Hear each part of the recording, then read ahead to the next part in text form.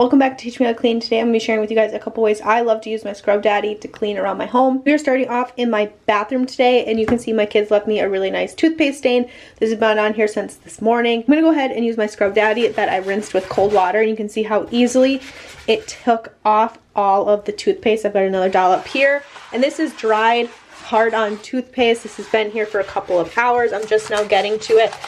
If your kids are anything like mine, they definitely leave toothpaste in the sink in the morning. They don't always rinse it. Little kids are nice like that. You can see I've got some toothpaste here on my handle, on my faucet. I'm just going to take the Scrub Daddy, and it's all going to scrub right off just like that.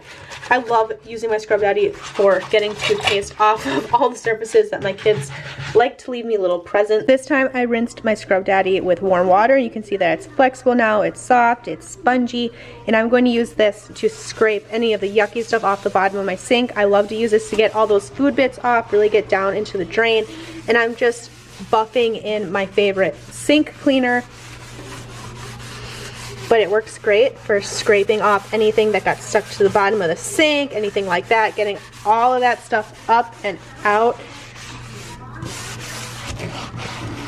It's also great for any soap scum or hard water stains. I like to use it up on top of my sink as well, and this is one of my favorite ways to use my Scrub Daddy, especially in my kitchen. This is the plate out of my microwave. My next favorite way to use my Scrub Daddy, again with warm water, is to take it and just scrub off all of the bits off of the microwave plate. It works so well. I barely have to scrub and everything just comes sliding right off, and it is my favorite way to use it.